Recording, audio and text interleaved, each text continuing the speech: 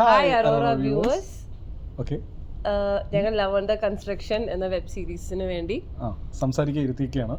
എന്താ സംസാരിക്കേണ്ടത് നമുക്ക് അറിഞ്ഞൂടാ. ലവ് അണ്ടർ കൺസ്ട്രക്ഷൻ എന്ന് പറയുന്നത് ഒരു സാധാരണപ്പെട്ട ഒരാള് അയാളുടെ ജീവിതത്തിന്റെ അയാളുടെ ഏറ്റവും വലിയ സ്വപ്നമായ, അല്ലെങ്കിൽ അയാളുടെ മാതാപിതാക്കൾ അടിച്ചേൽപ്പിച്ചൊരു സ്വപ്നമായ വീട് എന്നുള്ള സ്വപ്നം പൂർത്തീകരിക്കാൻ ഇറങ്ങുന്നതും അതിനെ തുടർന്നുണ്ടാകുന്ന സംഭവവികാസങ്ങളുമാണ്. ഇത് നമ്മൾ 90s കണ്ടുള്ള മിഥുനവും വരവേൽപ്പും ഒക്കെ കണ്ട ആ ഒരു പ്ലോട്ട് തന്നെയാണ്. ഒരു വശത്ത് നായകന് ഒരു ലവ് ഇൻട്രസ്റ്റ് ഉണ്ട്, ഇപ്പുറത്തെ വശത്ത് നായകൻ്റെ സ്വപ്നമായിട്ടുള്ള ഒരു വശത്ത് ഫാക്ടറി ആണെങ്കിൽ, മിഥുനത്തിൽ ഫാക്ടറി ആണെങ്കിൽ, വരവേൽപ്പിൽ ലോറി ആണെങ്കിൽ, അല്ല ബസ്സാണെങ്കിൽ, ഇതിൽ അയാളുടെ വീടെന്നുള്ള സ്വപ്നമാണ്. അപ്പോൾ അന്നത്തെ സോഷ്യോ പൊളിറ്റിക്കൽ സിറ്റുവേഷൻസ് വച്ചിട്ട് നായകൻ എന്താണ് ചെയ്യുന്നത് എന്നുള്ളതാണ് നമ്മൾ ആ സിനിമയിൽ കണ്ടത്.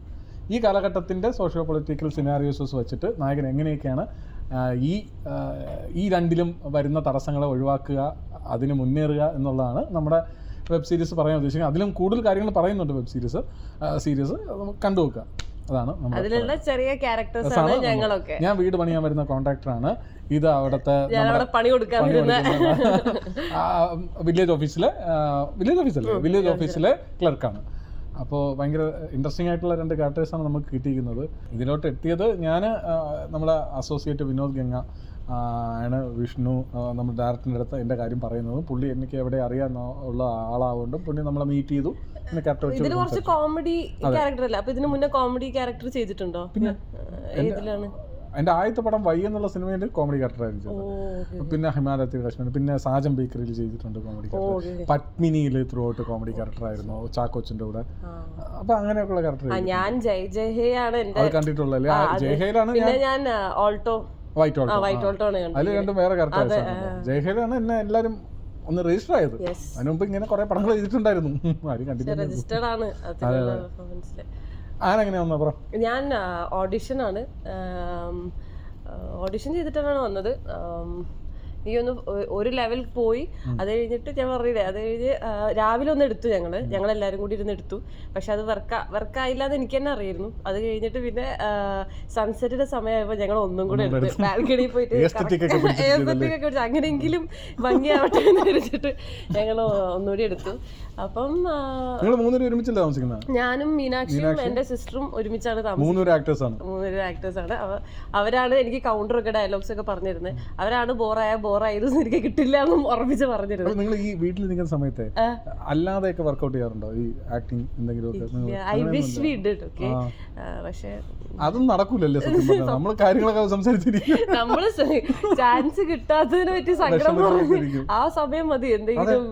ഇതേ സംഭവം വേണ്ട, വർക്ക്ഔട്ട് ചെയ്യുന്നത് വീഡിയോ എടുത്താൽ ഇന്നത്തെ റീലാക്കാം. ഇന്നത്തെ പോർട്ട്ഫോളിയോ ഇൻസ്റ്റാഗ്രാം റീൽസ് ആണ് സത്യം. ഞാൻ പണ്ട് ഇപ്പൊ ഓഡീഷൻ കൊടുക്കുന്ന, എന്തിനാ ഓഡീഷൻ കൊടുക്കുന്നത്? ഇപ്പൊ നമ്മൾ എന്തെങ്കിലും ടാലന്റ് ഉണ്ടെങ്കിൽ ആൾക്കാരെ കാണിക്കാൻ റീൽസ് ആണ് നല്ലത്. റീൽസിലൂടെ എത്ര പേര് സെയിം സംഭവമാണ് നമ്മളവിടെ നടക്കുന്നത്. നമ്മളൊരു വീടൊക്കെ എടുത്തിട്ടുണ്ട്, അവിടെ എല്ലാരും വന്നിരിക്കും, ക്യാരംസ് കളിക്കും, ചീട്ട് കളിക്കും, കഥകൾ പറയും, തിരിച്ചു പോകും. എന്നാൽ ഇത്രയും പേര് മതി. നമ്മളൊരു സിനിമ ഉണ്ടാക്കി അത് വേറെ കാര്യം, പക്ഷെ എന്നാലും പിന്നെയും ചെയ്യായിരുന്നു. ഒരു സിനിമ എഴുതി ഉണ്ടാക്കി. സ്ഥാനാർത്ഥി സീക്രട്ട് OTT വന്നിട്ടില്ല, തിയേറ്ററിൽ വന്നു, നല്ല അഭിപ്രായം വന്നു. ഈ OTT റിലീസിന് വേണ്ടി കാത്തിക്കുന്നു. ഓക്കെ. ഓൾസോ ലവ് അണ്ടർ കൺസ്ട്രക്ഷനിലെ ഈ ക്യാരക്ടർ ജിജി എന്റെ ക്യാരക്ടർ ജിജി. അല്ല, എനിക്ക് ആദ്യം പറയാനുള്ളത് ആന്റെ ക്യാരക്ടറിനെ പറ്റിയാണ്. ഭയങ്കര രസമുള്ള ക്യാരക്ടറാണ്. എല്ലാവരും കഴിഞ്ഞ ഇന്റർവ്യൂലൊക്കെ പറഞ്ഞല്ലോ, നല്ല രസമുള്ള ക്യാരക്ടറായിരുന്നു. ഈ ആനെ അല്ല എൻ്റെ അത് കാണാൻ പറ്റുക. അത് ഭയങ്കര സംഭവമാണ്. ഈ ആനെ ഞാൻ ഇപ്പോഴാണ് തിരിച്ചറിയുന്നത്. കുറച്ച് പിന്നെയാണ് നമ്മൾ തിരിച്ചറിയുന്നത്. ആദ്യമൊക്കെ ബലം പിടിച്ചിരുന്നു, നമുക്ക് ഇനിയിപ്പോൾ ഇങ്ങനെയാണോ എന്നൊക്കെ വിചാരിച്ചിരുന്നതാണ് സത്യം പറഞ്ഞാൽ. നല്ല രസമായിരുന്നു.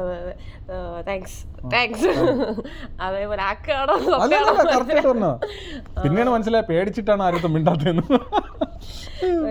ഭയങ്കര രസമുള്ള ക്യാരക്ടറായിരുന്നു. അതായത് അത് എഴുതിയതും ആ ക്യാരക്ടറിന്റെ പരിപാടിയാണെങ്കിലും ആർക്കായാലും ലിസിന്ന് നമുക്ക് അങ്ങനത്തെ ക്യാരക്ടർ ചെയ്യണമെന്ന് അത്ര ആഗ്രഹം ഉള്ളിലുണ്ടെങ്കിലും അത് കാണുമ്പോൾ അത് കിട്ടുമോ നമുക്ക് അറിയില്ലായിരുന്നു. പക്ഷെ കിട്ടിയപ്പോൾ ഭയങ്കര സന്തോഷം തോന്നി. എനിക്കൊന്ന് നന്നായിട്ട് എഴുതപ്പെട്ടിട്ടുള്ള രണ്ട് വനിതാ ക്യാരക്ടേഴ്സ് ഉള്ള, അല്ലെങ്കിൽ സ്ത്രീ കഥാപാത്രങ്ങളുള്ള സീരീസ്. അതൊക്കെ നമുക്ക് കിട്ടും. അത് ഓഡിഷൻ ചെയ്തൊക്കെ കിട്ടാന്നൊക്കെ പറഞ്ഞാൽ വലിയ കാര്യമാണ്. പിന്നെ ഇനിയിപ്പോ അവർക്ക് മാറ്റാൻ പറ്റില്ലല്ലോ, എന്തായാലും ചെയ്തു പോയി. ഇനിയിപ്പോ ഒന്നും ചെയ്യാൻ പറ്റില്ല അവർക്ക്, മോശമായാലും ചന്നത്താനെന്നുള്ളൂ. ഈ ജിജിയുടെ ക്യാരക്ടർ മൊത്തം കോമഡി തന്നെയല്ലേ ഫുൾ പിടിച്ചിരിക്കുന്നത്. എവിടെയെങ്കിലും സങ്കടം, ദേഷ്യം, സീരിയസ്നെസ് ഒരു സീനിൽ അയാളുടെ ഒരു അവസ്ഥ ഒരു ഡിസ്ക്രൈബ് ചെയ്യുന്ന ഒരു സീനുണ്ട്. എന്താണെന്ന് ജിജി എന്നുള്ള അറിയുന്നത് ആ ഒരു സീൻ. അതെ അതെ, പഴയ സിനിമയില് പണ്ട് ജഗദീഷ്, മുകേഷ് ഒക്കെ ചെയ്ത കുറെ ക്യാരക്ടേഴ്സുകളുണ്ടല്ലോ. ആ ക്യാരക്ടേഴ്സ് തന്നെയാണ് ഞാൻ റെഫറൻസ് എടുത്തേക്കുന്നത്. ഈ പറയുന്ന പോലെ രണ്ടറ്റം കൂട്ടിമുട്ടിക്കാൻ പാടുപെടുന്ന എന്നാൽ ചെറിയ ഉടായ്പ കളികളൊക്കെ ഉള്ള ക്യാരക്ടേഴ്സ് ആണല്ലോ. എനിക്ക് എപ്പോഴും ചെയ്യാൻ ആഗ്രഹമുള്ള ക്യാരക്ടറാണ്. നമ്മളെപ്പോഴും 90s ഇങ്ങനെ സ്റ്റക്ക് ഓൺ ചെയ്യുന്നുണ്ട്. അതായത് എനിക്ക് ഭയങ്കര ഇഷ്ടമാണ് അപ്പോഴത്തുള്ള തമാശകൾ. നേരത്തെ അജുവേട്ടൻ പറഞ്ഞ പോലെ ആ തമാശകളാണ് എൻ്റെ ഇപ്പോഴത്തെ തമാശകൾ. എനിക്കെപ്പോഴും എൻ്റെ ഗ്രൂപ്പിലുള്ളവർക്കും നമ്മളെപ്പോഴും സംസാരിക്കുന്നതൊക്കെ ഇപ്പോൾ ഷാഫി വരെയുള്ള ആൾക്കാരുടെ, അദ്ദേഹം മരിച്ചു ഇപ്പം, അദ്ദേഹം വരെയുള്ള ആൾക്കാർ ഉണ്ടാക്കിയ സിനിമകളുടെ ക്യാരക്ടേഴ്സിൽ സിനിമകളുടെ ഡയലോഗാണ് നമ്മൾ നിത്യ ജീവിതത്തിൽ ഉപയോഗിക്കുന്നതുകൊണ്ടിരിക്കുന്നത്. അതിനുശേഷമുള്ള കോമഡീസ് എനിക്ക് അറിയില്ല റിപ്പീറ്റ് വാല്യൂ ഉണ്ടോ.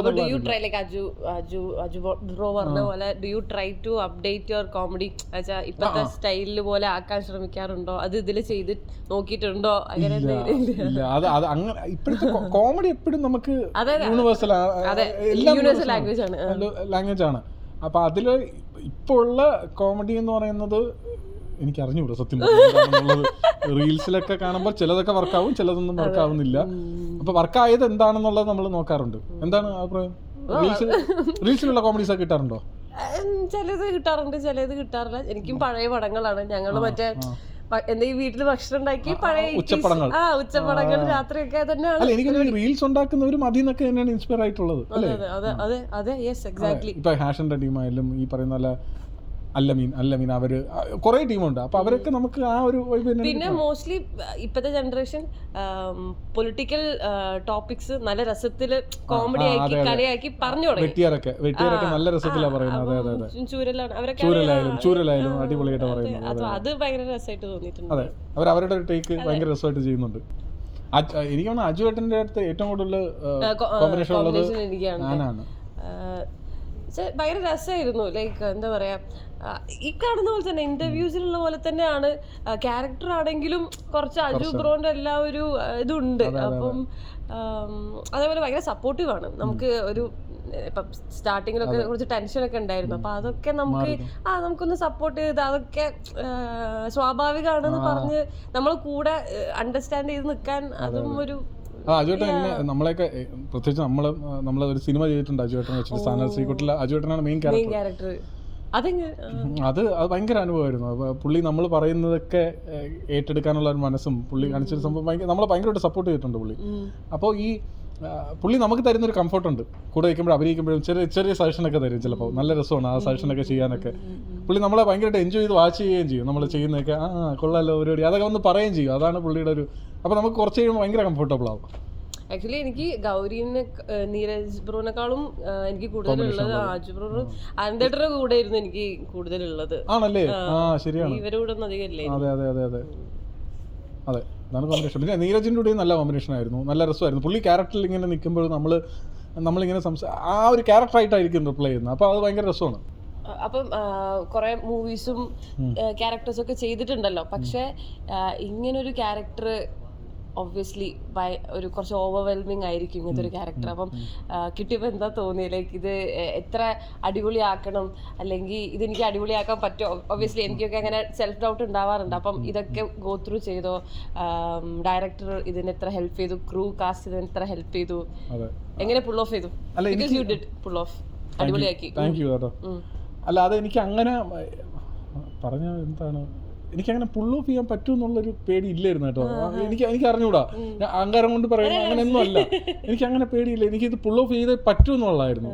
കാരണം ഇത്രയും വലിയൊരു ക്യാരക്ടർ ഇട്ടിട്ട് ഇതെനിക്ക് ചെയ്തേ പറ്റൂ, വലിപ്പിച്ച് പറ്റൂ എന്നുള്ളൊരു മൂഡായിരുന്നു എനിക്ക്. അപ്പോൾ അവിടെ സംശയമില്ലായിരുന്നു, എനിക്ക് ചെയ്തേ പറ്റൂ എന്നുള്ളതായിരുന്നു. അങ്ങനെ ചെയ്തതാണ്. പിന്നെ ഈ ക്യാരക്ടർ എനിക്ക് അത്ര, ഞാൻ പറഞ്ഞില്ലേ പണ്ട് വായിച്ചപ്പം തൊട്ട് തന്നെ നമുക്ക് ഈ ക്യാരക്ടർ ഭയങ്കരമായിട്ട് കഥ മൊത്തം നമ്മുടെ മനസ്സിലുണ്ട്.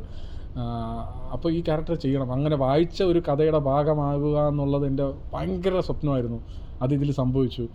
കാരണം നമ്മൾ കുറേ കാലം അങ്ങനൊരു പടം മിസ് ചെയ്തിട്ടെന്ന് എനിക്ക് പേഴ്സണലി തോന്നുന്നു. കാരണം ഭയങ്കര കാമ്പുള്ള കഥാപാത്രങ്ങൾ, ഇത്രയും ഡെപ്തുള്ള കഥാപാത്രങ്ങൾ, ഷെയ്ഡ്സ് ഉള്ള പോകുന്നതൊക്കെ. അതെ, അപ്പോൾ നമ്മളത് ഇപ്പോഴും മലയാള സിനിമ കുറേ കാലമായിട്ട് മിസ് ചെയ്യുന്ന ഒരു കുറച്ച് സാധനങ്ങളുണ്ടെന്ന് എനിക്ക് പേഴ്സണലി തോന്നിയതാണ്. അപ്പം അങ്ങനെ ഒരു സിനിമയുടെ ഭാഗമാവുക എന്നുള്ളത് ഭയങ്കര സ്വപ്നമായിരുന്നു. അത് എനിക്ക് എങ്ങനെയൊക്കെ ഭാഗ്യം കൊണ്ട് വന്നതാണ്. അപ്പോൾ ആ ഭാഗ്യം കളയരുതെന്നുണ്ടായിരുന്നു. അത് നന്നായി ചെയ്തു. പിന്നെ ജോഷേട്ടൻ ഡയറക്ടർ ജോഷേട്ടൻ ഇതിനെ ഫസ്റ്റ് ടൈം ആണല്ലോ. അതെ, ജോഷേട്ടൻ പക്ഷേ ഈ ക്യാരക്ടറിലൂടെയാണ് സഞ്ചരിച്ചിട്ടുള്ളത്, അവരുടെ ഇമോഷനിലൂടെയാണ് എപ്പോഴും സഞ്ചരിക്കുന്നത്. ബ്രൂണോരെ എന്തെങ്കിലും ഒരു സംശയം തന്നെ പുള്ളി ആദ്യം തൊട്ട് ബ്രൂണോരെ കഥ ഇങ്ങനെ പറയും, ഇങ്ങനെ പറഞ്ഞുകൊണ്ടേയിരിക്കും. ഇതല്ല വേണ്ടതെന്ന് പറഞ്ഞാൽ പുള്ളി ഇങ്ങനെ പറയും. അങ്ങനെ കുറേ പ്രാവശ്യം കേട്ടിട്ട് ബ്രൂണോ എന്താണെന്ന് കറക്റ്റായിട്ട് എനിക്ക് മനസ്സിലായി. ജോഷേട്ടന് വേണ്ട ബ്രൂണോ എന്താണെന്ന് എനിക്ക് കറക്റ്റായിട്ട് മനസ്സിലായി. പിന്നെ ബേസിലുണ്ട്, ഇന്ദു ചേട്ടൻ, എന്തെങ്കിലും സംശയം ഉണ്ടെങ്കിൽ നമ്മൾ ഇന്ദു ബാബു ചേട്ടൻ എടുത്ത് ചോദിച്ചു. പുള്ളി എടുത്തു തരണം. പുള്ളി ഉണ്ടായിരുന്നു സെറ്റിൽ. എനിക്ക് തോന്നുന്നു പുള്ളി ഏറ്റവും കൂടുതൽ സെറ്റിൽ വന്നിട്ടുള്ള സിനിമ ഇതാണ്. പുള്ളിയെ വിളിച്ചു വരുത്തും, ജോഷേട്ടൻ വിളിച്ചു വരുത്തും, വാ എന്ന് പറഞ്ഞിട്ട് മനപ്പുറം വിളിച്ചു വരുത്തും. പിന്നെ വേറൊരു ലെജൻഡ് ഉണ്ടായിരുന്നു, സാനു ജോൺ വർഗീസ്. അയ്യോ, പുള്ളിയിലൂടെ വർക്ക് ചെയ്തത് എനിക്ക് മറക്കാൻ പറ്റാത്തൊരു, പുള്ളി ഒരു നമ്മളെ കമ്പനി ആയിട്ടുള്ളൊരു സ്കൂളിലുള്ള പ്രിൻസിപ്പളൊക്കെ ഇല്ലേ, നമ്മൾ ഭയങ്കര കമ്പനി ആയിട്ടുള്ള, അങ്ങനെയായിരുന്നു. നമുക്ക് എന്ത് സംശയം ഉണ്ടെങ്കിൽ ചോദിക്കാം, പുള്ളി ഇങ്ങനെ പറഞ്ഞുതരും. ആരെന്നൊന്നുമില്ല, പുള്ളി ഇങ്ങനെ പറഞ്ഞു തന്നൊരു കഥയൊക്കെ പറഞ്ഞു. ഭയങ്കര ലെജൻഡാണ്, ഭയങ്കര നേർഡാണ്, ഭയങ്കര നോളജുള്ള മനുഷ്യനാണ്. ഇതൊക്കെയാണ് എൻ്റെ ടേക്ക് അവേ ആ സിനിമയിൽ നിന്ന്. ഭയങ്കര രസമായിരുന്നു വർക്ക് ചെയ്യാൻ. അത് ഭയങ്കര ഡ്രീം കം മൊമെന്റ് സാധനമായിരുന്നു. അതെ, ഇപ്പം എനിക്ക് ആസ്ഥാന ഗതി കിട്ടാത്ത സഹോദരൻ എന്നാണ് ഇന്നലെ ഞാൻ ഒരു പോസ്റ്റ് കണ്ടത്. കാരക്കുട്ടിൽ ദാസൻ എന്നുള്ള ഫേസ്ബുക്ക് പേജിൽ ഞാൻ കണ്ടതാണ്. ഇയാളാണ് മലയാള സിനിമയിൽ ആസ്ഥാന ഗതിയില്ലാത്ത സഹോദരനെന്ന്. അപ്പോൾ സഹോദരൻ ആണെങ്കിലും ഈ രണ്ട് സഹോദരന്മാരാണെന്നാണ് ഞാൻ വിശ്വസിക്കുന്നത്. മറ്റേത് തുടക്കത്തിൽ അനിയത്തിയെ പുച്ഛം പറയുന്നെങ്കിലും പിന്നെ മാറി അനിയത്തിയെ കൂടെ നിൽക്കും. ഇതും ശരിയാണ്, ഇതും അങ്ങനെയാണല്ലോ. പക്ഷെ ഇതിൽ വേറെ ജയജയത്തെ ബ്രദർ ഇതിൽ ആലോചിച്ചില്ല കേട്ടോ. ആസ് എ ഓഡിയൻസ് കാണുമ്പോൾ അങ്ങനെ ചിന്തിച്ചില്ല. കുറച്ചും കൂടെ റോ ആയിട്ടുള്ള റഫ് ആയിട്ടുള്ള ടെറൈനുമാണ്, ക്യാരക്ടേഴ്സും ആണ്, സിറ്റുവേഷൻസും പറഞ്ഞു വരുമ്പോ സിമിലാരിറ്റി ഉണ്ടെങ്കിൽ വേറെയാണ് സിനിമ. പിന്നെ ആൻഡ് വിശേഷത്തിലെ ന്യൂസ് എങ്ങനെയുണ്ടായിരുന്നു? അത് കണ്ടിട്ട് ആൾക്കാർ എന്തൊക്കെ പറഞ്ഞു? എനിക്ക് ഭയങ്കര ഇത് കിട്ടിയിരുന്നു. ഭയങ്കര ഞാൻ പ്രതീക്ഷിച്ചതിനേക്കാളും കൂടുതൽ റെസ്പോൺസ് കിട്ടി. ഭയങ്കര സന്തോഷം തോന്നി. എനിക്ക് ആദ്യം തന്നെ മറ്റേ സാറിനെ കാണുമ്പോഴേ സാർ ആ സാധനം അത് ഭയങ്കര രസമുണ്ടായിരുന്നു കേട്ടോ, ഭയങ്കര രസമുള്ള. അപ്പൊ നമ്മൾ നോട്ട് ചെയ്യും, അടിപൊളി. ഞാൻ ഓഡിഷൻ ചെയ്തിട്ടാണ്, എനിക്ക് ഞാൻ ഓഡിഷന് പോയതാണ്. അതിന്റെ എഡിറ്റർ മാളവിക എന്നെ അറിയിച്ചതാണ്, ഇങ്ങനെ ഓഡിഷൻ ഉണ്ട്, പോയി നോക്കുന്നു ചോദിച്ചു. ഞാൻ അപ്പൊ തന്നെ നമ്മളെ LUCയുടെ ഇത് കഴിഞ്ഞിട്ട് അത് കഴിഞ്ഞ് അപ്പൊ തന്നെയാണ് വിശേഷം നടന്നത്. വിശേഷം ഉണ്ടായിരുന്നു. അതിന്റെ ഡയറക്ടർ തന്നെ നമുക്ക് കുറെ പറഞ്ഞു തരും, ഇങ്ങനെ ചെയ്ത് നോക്ക്, കുറച്ചും കൂടെ അങ്ങനെ ചെയ്തത്. അപ്പൊ നമുക്ക് ഒരു ഐഡിയ കിട്ടുന്നു. പിന്നെ ഓഡിഷൻ ചെയ്തോണ്ടും ഇത്തിരി ഐഡിയ ഇതാണ് അവർക്ക് മീറ്റർ നമുക്ക് എനിക്ക് അറിയില്ലായിരുന്നു കേട്ടോ. കോമഡി ആവോന്നൊരു സംശയം ഭയങ്കരമായിട്ട് കോമഡി പടം. വള്ളം തുഴയാൻ പഠിച്ചത് ആക്ച്വലി പഠിക്കാൻ പോകുമ്പോ എന്നെ കൂടെ വിളിക്കാം, ഒരുമിച്ച് പോയി പഠിക്കാം. വള്ളം തുഴയാൻ പഠിച്ചത് നമ്മള് സജിൻ ഗോപു 10 ദിവസം എടുത്തിട്ട് വള്ളം തുഴയാൻ പഠിച്ചു. ബേസിൽ തുഴയാൻ പഠിച്ചായിരുന്നു. അപ്പൊ ഞാൻ ആക്ച്വലി വള്ളം തുഴയേണ്ട സമയമൊക്കെ എത്തിയപ്പോൾ ബേസിൽ തുഴയെടുത്തിട്ട് ഞാൻ ഇങ്ങനെ പറഞ്ഞായിരുന്നു, ഞാൻ കയാക്കിങ്ങിന് പോയി അവിടെ. അല്ല അത് ഇങ്ങനെ തുഴയാൻ കുറച്ച് പാടാണ്. കയാക്കിങ്ങിന് ഞാൻ 2 ദിവസം പോയി അവിടെ. എവിടെ മൺട്രോ തുരുത്ത തന്നെ ആവുകൊണ്ട് കയാക്കിന് പോയി. അപ്പൊ അതിലൊരു ബേസിക് ഐഡിയ കിട്ടും നമുക്ക്. അപ്പൊ അത് വെച്ച്, പക്ഷെ ഇതിൽ തുഴയാൻ അങ്ങനെ പറ്റൂല, എന്നാലും ഒരു ഐഡിയ കിട്ടും. വിചാരിക്കുന്ന സൈഡിലേക്ക് തോണി നമ്മൾ ലെഫ്റ്റ് പിടിച്ചാൽ റൈറ്റ് ആണ് പോകുന്നത്, ലെഫ്റ്റിൽ തുഴഞ്ഞാൽ അത് റൈറ്റിലോട്ടാണ് പോകുന്നത്. സ്റ്റോപ്പ് ചെയ്യാനാണെങ്കിൽ ഇങ്ങനെ നിർത്തണം, ഇങ്ങനെ തുഴയാം. അത് വേറൊരു മൂഡാണത്. അപ്പം ഞാൻ ബേസിക് ബ്രോ എടുത്ത് പറഞ്ഞായിരുന്നു, ബ്രോ ഇങ്ങനെയാണ് ഇതിൻ്റെ പരിപാടി എന്നൊക്കെ പറഞ്ഞു. അപ്പോൾ ആണല്ലേ എന്ന് പറഞ്ഞു. എന്നിട്ട് ഞാൻ തുഴയണ സീൻ വന്നു ലാസ്റ്റ് വന്നത്. അപ്പം ഞാൻ തുഴഞ്ഞിട്ട് ശരിയാവുന്നില്ല. അപ്പോൾ ബെസ്റ്റ് ആളാണ് എനിക്ക് പറഞ്ഞു തന്നത് എന്നും പറഞ്ഞോണ്ടിരിക്കുന്നുണ്ട്. പക്ഷെ ശരിയാ, ഇവഞ്ച്വലി മെയിൻ ഹീറോയിക് ഡയലോഗ് പറഞ്ഞിട്ട് അതിന് നല്ല കയ്യടി ഉണ്ടായിരുന്നു തിയേറ്ററിൽ. അതൊരു ബേസിൽ ഫൈറ്റ് ചെയ്യുന്ന സീൻസിനും നല്ല കയ്യടി ഉണ്ടായിരുന്നു. അജേഷ് എന്ന് പറയുന്നത് പലവട്ടം പറയുമ്പോഴും പല രീതിയിലാണ്. Congrats on the big hit. ഇതും അങ്ങനെ തന്നെ ഒരു ലവ് അണ്ടർ കൺസ്ട്രക്ഷൻ. എന്റെ ഏറ്റവും വലിയ ഒരു സന്തോഷം എന്ന് പറഞ്ഞാൽ അതിൽ നിന്ന് മാറി വേറൊരു ക്യാരക്ടറാണ്, അതിന്റെ ഒരു ചായ്വും ഇല്ലാത്തൊരു ക്യാരക്ടറാണ്. അത് ഭയങ്കര സന്തോഷമുണ്ട്. ആന്റി അങ്ങനെയാണ്, വിശേഷം കഴിഞ്ഞിട്ട് അതുമായിട്ട് ഒരു ബന്ധമില്ലാത്തൊരു സാധനമാണ് അല്ലേ? വിശേഷം കഴിഞ്ഞിട്ട് അടുത്ത ഇതല്ലേ? അതിന്റെ ഇടയിൽ വേറെ ഏതെങ്കിലും ഇറങ്ങിയോ? ഇല്ല, വേറെ ഒന്നും ഇറങ്ങിയിട്ടില്ല. നമുക്ക് രണ്ടുപേർക്കും നല്ലതാവട്ടെ, അടുത്തൊരു സാധനമാവട്ടെ. Okay, love under construction Hotstar സ്പെഷ്യലില് ഇറങ്ങാൻ പോവാണ് February 28th. അപ്പൊ എല്ലാരും കാണുക, വീട്ടിലിരുന്ന് സമാധാനത്തോടെ ചില്ല് ചെയ്തും ഫാമിലിയുടെ കൂടെയും ഫ്രണ്ട്സിന്റെ കൂടെയും ഒറ്റയ്ക്കും ഒക്കെ കാണാൻ പറ്റുന്ന ഒരു റോം കോം സീരീസ് ആണ്. നമ്മൾ നേരത്തെ പറഞ്ഞില്ലേ, ഉച്ചയ്ക്ക് കഴിക്കാൻ വേണ്ടി എടുത്ത് ഉച്ചപ്പടം കാണുന്ന ആ ഒരു മൂഡിലിരുന്ന് കാണാൻ പറ്റുന്ന ഒരു സീരീസ് ആയിരിക്കും ലവ് അണ്ടർ കൺസ്ട്രക്ഷൻ എന്നാണ് LUC എന്നുള്ളതാണ് ഞങ്ങളുടെയൊക്കെ വിശ്വാസം. അപ്പം അങ്ങനെ തന്നെ ആവട്ടെ, നിങ്ങൾ കണ്ടിട്ട് ഞങ്ങളെ അഭിപ്രായം അറിയിക്കുക.